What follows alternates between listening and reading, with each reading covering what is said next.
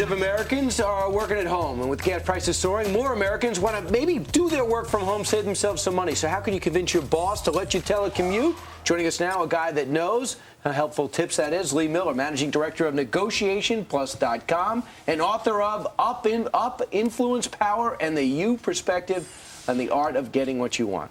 All right, first off, how do you know if you're a candidate to do this? Well, it's really important that you do, you got to know what you're wishing for because you might get it. So you really need to know whether you are disciplined enough and that your job is right in order to telecommute. Sure, because if you're out of the environment, sometimes a guy's mind wanders when he's far away from the boss.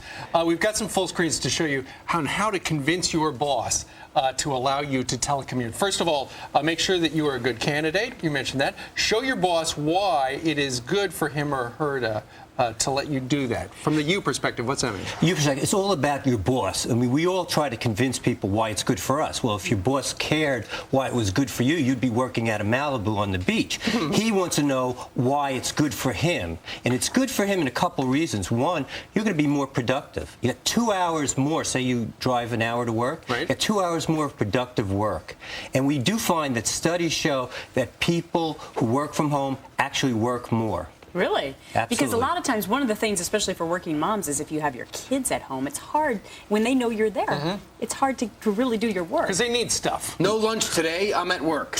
Well, that's the key. You have to make sure those distractions aren't there. You have to set up an office. You have to convince your boss that you actually are going to be very, very productive. And also tell them, look, you can save on the office space. That's less expensive, and you can always do a trial save on period. gas. And in this day and age, that's a good thing. It's a great. Especially if your boss is environmentally conscious. If he's not, forget about it. But if he is, that's a good point. That's going to sell him on why you ought to be able to work from home. All right, Lee Miller, we thank you very much. His website is NegotiationPlus.com, and the book is called Up, the Art of Getting What You Want.